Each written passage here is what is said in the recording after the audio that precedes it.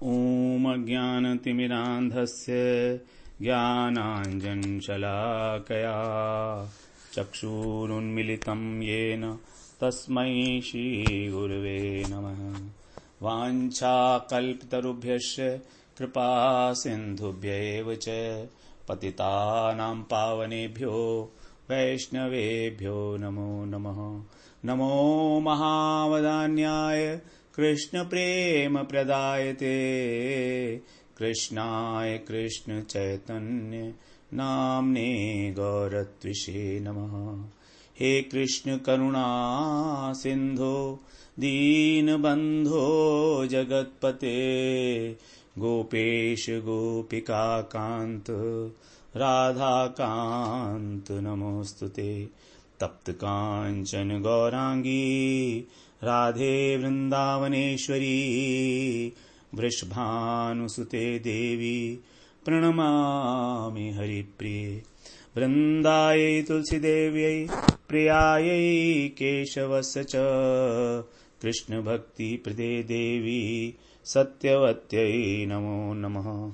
श्री कृष्ण चैतन्य प्रभो नित्यानंद श्री अद्वैत गदाधर शिवासादि गौर भक्त वृंद। हरे कृष्ण कृष्ण कृष्ण हरे हरे, हरे राम राम राम हरे हरे। हरे कृष्णा। सर्वप्रथम मैं अपने गुरुपाद पद्म ओम विष्णुपाद अष्टोत्तर शत श्री श्रीमद् भक्ति वेदांत माधव गोसाई महाराज के चरण कमलों में अनंत कोटि दंडवत प्रणाम ज्ञापन करता हूं। हम लोग श्रवण कर रहे हैं भगवत गीता के प्रथम षष्ठक कर्म योग का ओवरव्यू। उसको हम लोग श्रवण कर रहे हैं कि किस प्रकार से भगवान ने दूसरे अध्याय में पहले अर्जुन को भगवान ने 20 श्लोकों में 11वें श्लोक से 30वें श्लोक तक सांख्य बुद्धि का उपदेश दिया कि आत्म तत्व क्या है। अर्जुन वास्तव में उस मन स्थिति में नहीं थे कि वो सांख्य बुद्धि को फॉलो कर पाए। जो व्यक्ति बिल्कुल विषादग्रस्त है, आंखों में से उसके आंसू निकल रहे हैं, व्याकुल है, मुख सूख रहा है, ऐसे व्यक्ति को उस परम ज्ञान का उपदेश देना, एक ब्रह्म ज्ञान का उपदेश देना, अध्यात्म ज्ञान का उपदेश देना, भगवान को पता था इसे समझ नहीं आएगा। लेकिन भगवान ने उनको झटका देने के लिए, अर्जुन को जर्क देने के लिए, उस विषाद से एक झटके में निकालने के लिए उन्होंने बहुत तेजी के साथ एक्सेलरेटर दबाया, क्योंकि अर्जुन बहुत गंभीरता से उस शोक में व्याप्त हैं। अब यदि कोई व्यक्ति शोक से व्याकुल है तो उसको एकदम झटका देना पड़ता है। व्हाट इज दिस, तुम क्या कर रहे हो? ये शरीर के ऊपर, एक शरीर को लेकर इतना रो रहे हो कि इनकी मृत्यु हो जाएगी। भगवान ने कहा तुम आत्मा हो, शुद्ध बुद्ध आत्मा हो, तुम अजर अमर हो, नित्योयम नित्य हो, सनातन हो। यह अर्जुन के लिए एक जबरदस्त प्रहार था कि अर्जुन उस स्थिति से बाहर निकले। तो उन 20 श्लोकों में भगवान ने सांख्य बुद्धि का उपदेश देके अर्जुन को झटका दिया और उस शोक से बाहर निकाल लिया। क्योंकि जब तक हम शोक से बाहर नहीं निकलेंगे तब तक किसी उपदेश को ग्रहण करने के योग्य ही नहीं होंगे। तो यहां पर सांख्य बुद्धि का उपदेश देना, अध्यात्म ज्ञान का उपदेश देने का एक ही पर्पस था, अर्जुन को बाहर निकालना और साथ ही साथ उनको ऊपर का दृष्टि दिखा देना कि देखो ये एक स्थान है जहां तुम्हें मैं ले जाना चाह रहा हूं। लक्ष्य का दर्शन करा दिया, दिग्दर्शन करा दिया। फिर भगवान इमीडिएटली नीचे आए स्वधर्म आचरण के ऊपर। स्वधर्म आचरण का मतलब शरीर के स्तर पर आ गए। अब शरीर के स्तर पर आके भगवान बात कर रहे हैं। आत्मा के स्तर से शरीर के स्तर पर लौट आए आप भगवान। आत्मा के स्तर से शरीर के स्तर पर आना, आत्मा के स्तर से शरीर के स्तर पर, आत्मा के स्तर से शरीर के स्तर पर आ गए भगवान इमीडिएटली। कहा तो आत्मा एक चिन्मय तत्व, आत्मा क्या है? एक चिन्मय तत्व है। और भगवान शरीर के तत्व पर आ गए, जड़ तत्व के ऊपर। एक्चुअली भगवान वर्क कराना चाह रहे हैं अर्जुन से एक बीच के स्तर पर। वो स्तर है सूक्ष्म शरीर का स्तर। सूक्ष्म शरीर में हमारे होता है मन, बुद्धि, अहंकार और चित्त, जिसको चेतना भास भी कहा गया है। तो आत्मा एक चेतन तत्व, शरीर एक जड़ तत्व, इन दोनों के बीच की जो स्थिति है वो है चेतना भास। तो उस चेतना भास पर बात करने के लिए, बुद्धि की बात करने के लिए भगवान ने पहले आत्मा का स्वरूप बताया, उसके बाद शरीर का धर्म बताया। अब यहां पर आगे 39 श्लोक से भगवान उसको बुद्धि योग की बात बता रहे हैं, जो उसको वास्तव में समझाना चाह रहे हैं। क्योंकि हम लोगों को जो कार्य करना है अपने ऊपर, अपने उद्धार के लिए, आत्मा के स्तर पर नहीं करना है और ना ही शरीर के स्तर पर करना है। हमें काम करना है बुद्धि के स्तर पर। तो वहां पर भगवान ने बताया कि अभी तक मैंने तेरे को सांख्य बुद्धि का उपदेश दिया था, अब तू बुद्धि योग की बात सुन। और इस बुद्धि योग से युक्त होकर तू कर्म के बंधन से पार हो जाएगा, कोई भी बंधन तुझे नहीं बांध पाएगा। यह था भगवान का वास्तविक उद्देश्य, इतनी उठापटक करने का। तो 11वें श्लोक से लेकर 38वें श्लोक तक, जबकि 38वें श्लोक में भगवान ने आदेश दे दिया, ततो युद्धाय युज्यस्व नैवं पापम अवाप्स्यसि। आदेश देने के बाद भी, भगवान ने आदेश देने के बाद भी वेट नहीं किया कि अर्जुन युद्ध के लिए उत्सुक हो चुके कि नहीं हो चुके। उन्हें पता था नहीं होंगे, क्योंकि अर्जुन का उद्देश्य जो है किसी भी प्रकार से पाप से दूर होना नहीं था, आत्मकल्याण था उनका उद्देश्य। तो अब भगवान ने कहा उनसे, मैं तेरे को बुद्धि योग की बात बताता हूं। तो बुद्धि योग को हम लोगों ने श्रवण किया। अब 39 से 53 15 श्लोक के अंदर बुद्धि योग प्रकरण है। इसमें बुद्धि योग का जो मुख्य अर्थ है वो है भक्ति, भक्ति योग, और गौण अर्थ भगवत अर्पित निष्काम कर्म, अर्थात कर्म योग। क्योंकि कर्म योग के द्वारा जब चित्त की शुद्धि होगी, तब तत्व ज्ञान को धारण करने की सामर्थ्य आएगी, ज्ञान को प्राप्त करने की सामर्थ्य आएगी। और तत्व ज्ञान जो है वो आवश्यक है, चाहे कोई भी योग हो, चाहे कर्म योग हो, चाहे ज्ञान योग हो, चाहे ध्यान योग हो, चाहे भक्ति योग हो। तत्व ज्ञान तो चाहिए ही चाहिए। तत्व ज्ञान के बिना कुछ नहीं होना है। भक्ति योग में भी तत्व ज्ञान की आवश्यकता है। इसीलिए भगवान ने अब यहां पर अर्जुन को बुद्धि योग की बात बतानी शुरू की। तो बुद्धि योग की बात बताने के बाद अच्छी प्रकार से भगवान ने उसको समझाया, भक्ति को बिना मेंशन किए हुए। भक्ति को यहां पर मेंशन नहीं किया डायरेक्ट भगवान ने। नेहा विक्रमा नाशो अस्ति कह के ये कह दिया कि इसका कभी भी नाश नहीं होगा, प्रत्यवायो न विद्यते, और एक निष्ठा बुद्धि होनी चाहिए तेरी, क्योंकि भक्ति के लिए भगवान में अनन्यता, एक निष्ठा आवश्यक है। 45वें श्लोक में भगवान ने आत्मवान कहने का उसको निर्देश दिया, गुणातीत अवस्था को प्राप्त करने के लिए। और उस प्रकार उदाहरण दिए फिर भगवान ने, जलाशय का उदाहरण दिया, कर्मण्येवाधिकारस्ते भी इसी में आ गया, कर्मयोग है ना। यह भी बताया कि सकाम कर्म किस प्रकार से निकृष्ट कोटि का है इस बुद्धि योग के सामने। जो लोग कर्तापन का अभिमान पालते हैं वो कितने दीनहीन हैं, कृपण हैं। इसलिए फिर भगवान ने 50वें अध्याय में 50वें श्लोक में कहा, ततो तस्मात् योगाय युज्यस्व, इसलिए तू योग में लग जा। अब देखिए 38 श्लोक में बोला भगवान में युद्ध के लिए उद्यत हो, और यहां पर कह रहे हैं योग के लिए उद्यत हो जा। ये बातें कुछ अजीब सी है। युद्ध भी कर और योग भी कर, दोनों बातें एक साथ कर। तो यहीं से जो है आगे का भूमिका बनेगी हमारी। तो इस प्रकार से 53वें श्लोक तक बुद्धि योग का उपदेश देने के बाद फिर अब अर्जुन अपने आप से एक प्रश्न पूछते हैं। 54वें श्लोक में अर्जुन ने स्थित प्रज्ञ के विषय में बात की, उसको हम बोल रहे हैं स्थित प्रज्ञ प्रकरण। 54वें श्लोक से 72वें श्लोक तक इस शब्द का पहली बार अर्जुन ने उपयोग किया, स्थित प्रज्ञ। तो इसका मतलब यह है कि उस समय में ये स्थित प्रज्ञ शब्द जनरल बोलचाल में ज्ञानियों की भाषा में प्रचलित था, स्थित प्रज्ञ। और स्थित प्रज्ञ के लिए अर्जुन ने विशेषण दिया समाधिस्थस्य, समाधि में स्थित जो स्थिर प्रज्ञ पुरुष है उसके क्या लक्षण हैं, यह प्रश्न अर्जुन ने पूछा 54वें श्लोक में। तो 54वें श्लोक में अर्जुन ने 4 प्रश्न किए, एक ही श्लोक में 4 प्रश्न। समाधि में स्थित प्रज्ञ पुरुष के लक्षण क्या हैं?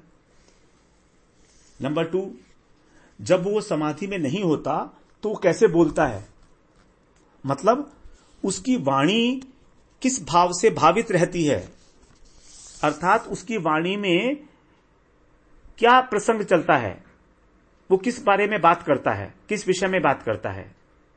क्योंकि हम लोग वही बात करते हैं जो हमारा भाव होता है, जो हमारे अंदर विचार हैं, भाव हैं, वही हमारी वाणी से व्यक्त होते हैं। तो स्थित प्रज्ञ पुरुष के अंदर क्या विचार होते हैं, क्या भाव होता है उसका, कैसे बैठता है। अब अर्जुन ये तो ना पूछेंगे कि कैसे बैठता है, का मतलब ये बताइए कि वो कैसे बैठता है, कौन से आसन में बैठता है, सिद्धासन में बैठता है कि पद्मासन में बैठता है, कुर्सी में बैठता है कि जमीन में बैठता है, ये तो सब नहीं पूछ रहे ना। अर्जुन का मतलब है कि वो संसार से किस प्रकार उपराम होकर बैठता है, संसार से किस प्रकार विरक्ति को प्राप्त हो जाता है। वो बैठने का मतलब विरक्त होकर बैठना। और फिर कैसे चलता है, तो चलने का मतलब ये नहीं है कि उसके पैर किस प्रकार से चलते हैं, तेज चलता है, स्लो चलता है, लड़खड़ा के चलता है, नहीं, उसका आचरण कैसा है, how is his outward behaviour, लोगों के साथ जब मिलता जुलता है तो उसका आचरण किस प्रकार का है। ये 4 प्रश्न अर्जुन ने स्थित प्रज्ञ के विषय में पूछे। भगवान ने इन्हीं प्रश्नों का विस्तृत रूप से उत्तर दिया अर्जुन को। बीच में यह भी बताया कि किस प्रकार से बुद्धि नाश के द्वारा सर्वनाश हो जाता है। बड़ा अच्छा बीच में बताया भगवान ने, ध्यायतो विषयान पुंसे। तो बहुत सारी बातें बताने के बाद फिर अंत में, इस चतुर्थ प्रकरण के अंत में भगवान बहुत इंपॉर्टेंट बात कहने जा रहे हैं। बिल्कुल अंतिम श्लोक में, दूसरे अध्याय के 32वें श्लोक में भगवान ब्राह्मी स्थिति की बात करेंगे। ब्राह्मी स्थिति का क्या मतलब है? ब्राह्मी स्थिति का मतलब है जीवन मुक्त अवस्था। जीवन मुक्त मतलब जो जीवित रहते हुए भी मुक्त के समान है, वो है अवस्था ब्राह्मी स्थिति। ऐसी ब्राह्मी स्थिति कैसे प्राप्त होगी, ये सब भगवान ने बताया। विहाय कामान्य सर्मान पुमांश शरति निस्पृह निर्ममो निरहंकार से शांति में अधिगच्छति, ये भगवान ने बताया। तो ब्राह्मी स्थिति जो है वो स्थिति है जो अगर हम अंत काल में इसका आश्रय लिया जाएगा तो ब्रह्म निर्वाण की प्राप्ति होगी। स्थित्वा साम अंत कालेपि ब्रह्म निर्वाणम रिच्छति।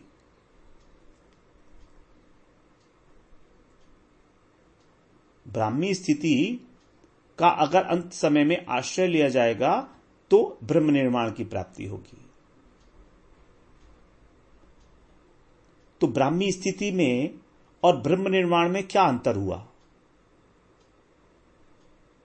ब्राह्मी स्थिति और ब्रह्म निर्वाण क्या दोनों अलग अलग हैं?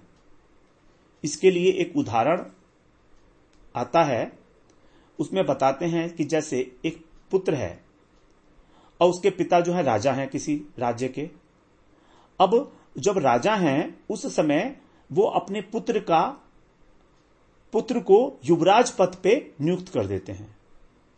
युवराज बन गया, क्योंकि वो राजा का पुत्र है इसलिए युवराज बन गया वो।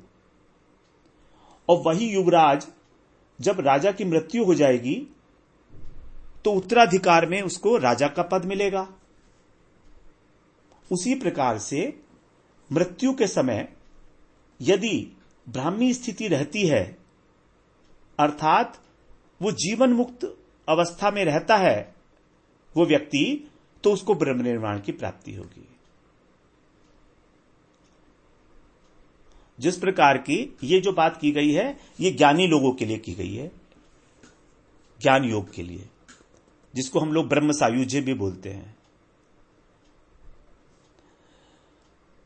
अगर हम इसी बात को भक्ति राज्य पर अप्लाई करते हैं तो जो साधक है, जो भक्त है, वो इस जीवन में भाव अवस्था को प्राप्त करके अंतश्चिंतित देह से भगवान की सेवा करता है, मानसी सेवा करता है। और वही भक्त देह त्यागने के बाद भगवान की साक्षात सेवा में नियुक्त हो जाता है। तो इस प्रकार से इसे समझ रहे हैं हम लोग, समझने की कोशिश कर रहे हैं। सिर्फ ये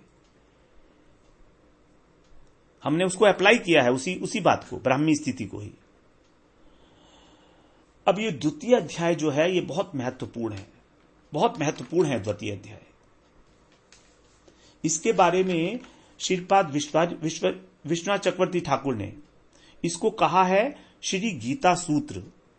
द्वितीय अध्याय को नाम दिया है उन्होंने, एक नया नाम दिया है, श्री गीता सूत्र। इसका अर्थ क्या हुआ कि जितनी भी बातें कहने योग्य हैं वो सारी सूत्र रूप से इस अध्याय में कह दी गई। मानो भगवान इस अध्याय के साथ ही गीता समाप्त करने वाले थे, क्योंकि जब ब्रह्म निर्वाण की बात आ गई तो अब उसके बाद प्राप्त करने के लिए क्या शेष रहा। अगर ब्रह्म निर्वाण की उपलब्धि हो गई तो फिर तो कुछ भी शेष नहीं रहा। अंतिम स्थिति तो क्या गीता यहां पर समाप्त हो जानी चाहिए? अगर अर्जुन इस अध्याय के बाद प्रश्न नहीं करते तो ना तो अर्जुन को गीता श्रवण करने का अवसर मिलता, ना हमको।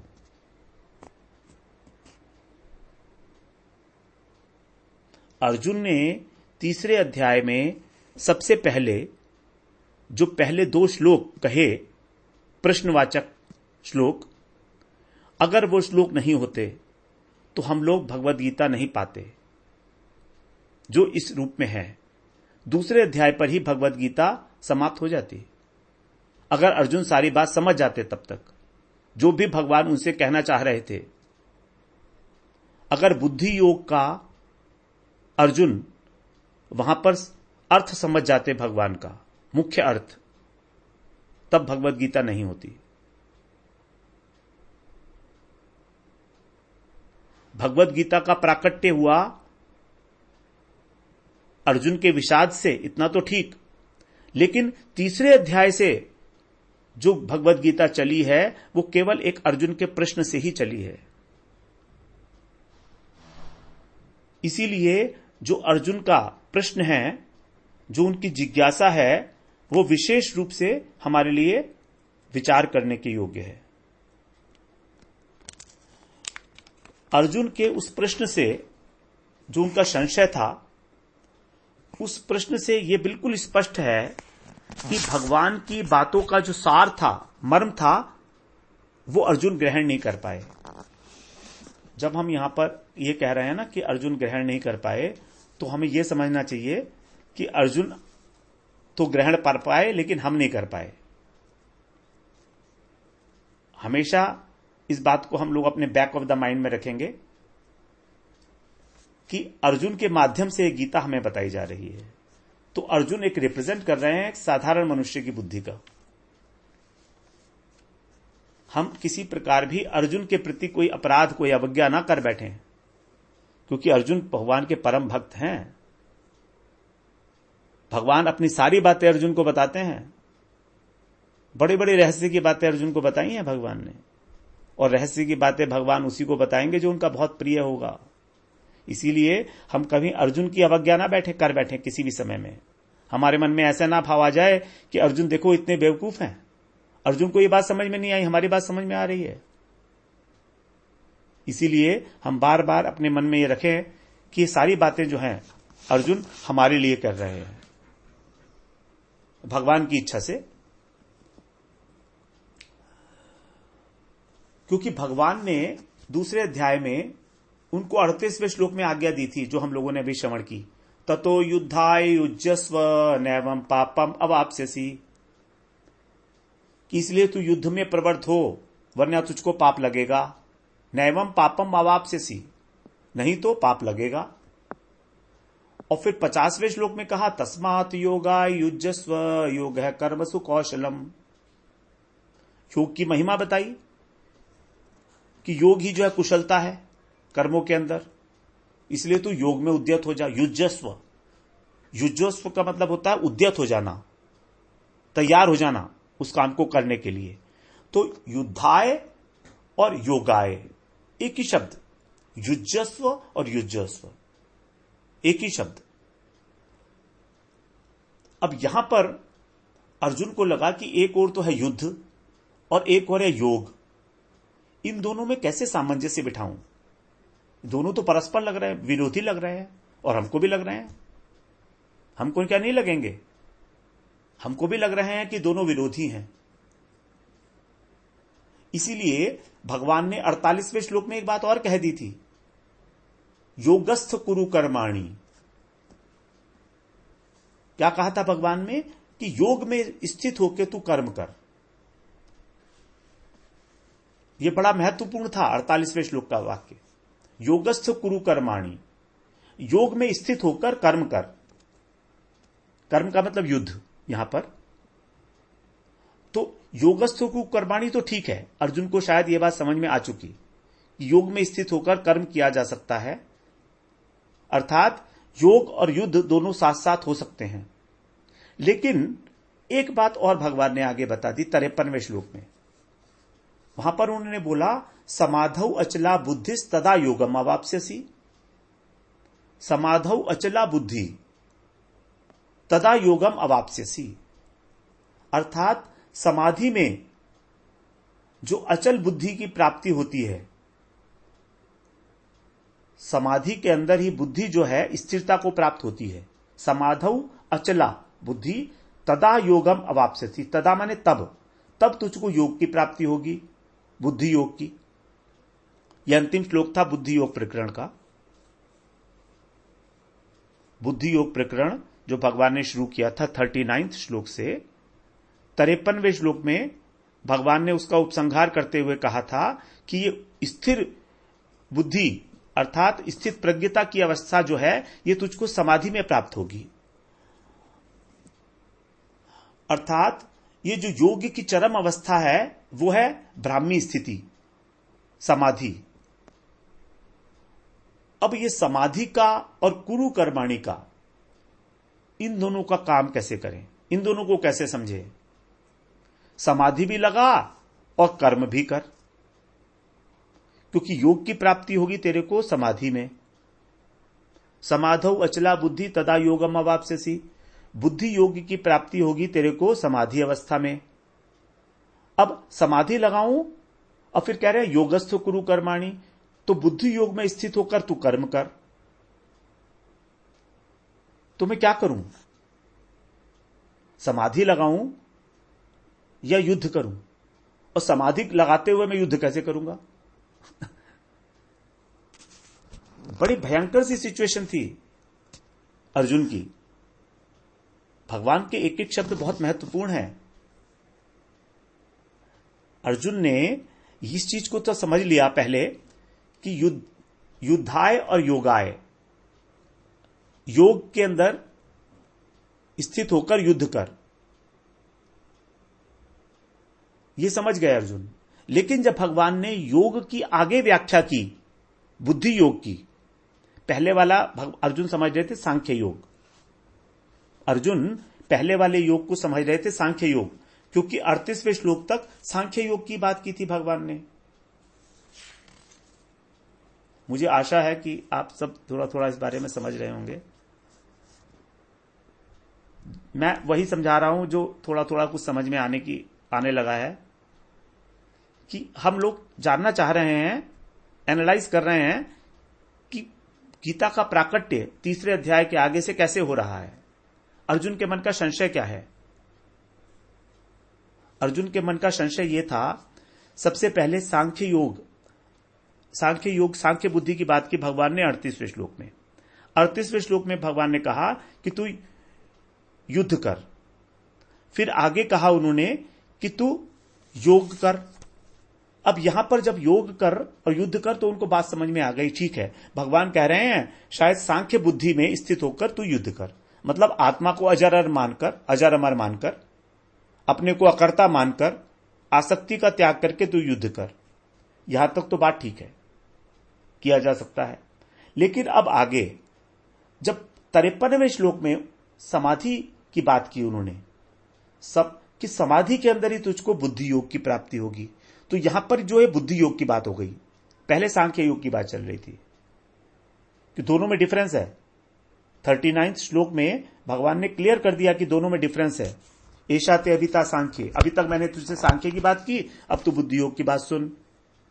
तो बुद्धि योग की बात करते हुए उन्होंने बड़ा स्पेसिफाई कर दिया कि समाधि की अवस्था में तुझको बुद्धि की स्थिरता प्राप्त होगी। अब समाधि की अवस्था में बुद्धि की स्थिरता को प्राप्त करके जो बुद्धि योग मिलेगा, उस बुद्धि योग में स्थिर होकर मैं युद्ध कैसे करूंगा। अर्थात योग की चरम अवस्था, पराकाष्ठा, ब्राह्मी स्थिति, जीवन मुक्त अवस्था में युद्ध कैसे संभव है। यह तो वही बात हो गई कि बद्रीनाथ में कोई व्यक्ति ऊपर चढ़ रहा था रास्ते पर। अब ऊपर चढ़ते चढ़ते उस रास्ते में उस व्यक्ति को एक व्यक्ति ने यह आदेश दिया कि तुम समतल भूमि के ऊपर दौड़ लगाओ।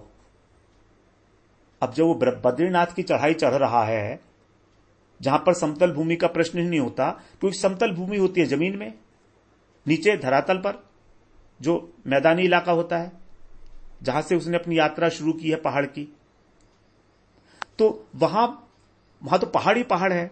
अब वो चढ़ रहा है पहाड़ पर और अचानक से उसे बोला जाए कि तू जो है मैदान के ऊपर दौड़ लगा, तब बद्रीनाथ पहुंच जाएगा। ये कैसे संभव है भाई। तो ब्राह्मी स्थिति है उच्चतम अवस्था, और युद्ध करना है स्वधर्म की अवस्था, शरीर की अवस्था, शरीर का धर्म पालन करना, वर्णाश्रम धर्म का पालन करना। तो वर्णाश्रम धर्म का पालन करके ब्राह्मी स्थिति को कैसे प्राप्त होऊंगा मैं।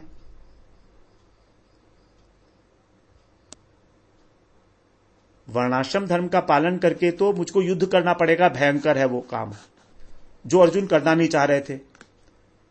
अर्जुन यहां पर जो बद्रीनाथ की चढ़ाई है उसको अच्छा मान रहे हैं, और जो प्लेन के ऊपर दौड़ लगाना है उसको वो निकृष्ट मान रहे हैं। और भगवान ने कहा भी था ये कि दूरेण ही वरम कर्म बुद्धि योगा धनंजय, कि जो कर्म है, जो स्वधर्म का आचरण है, ये अत्यंत निकृष्ट है बुद्धि योग से।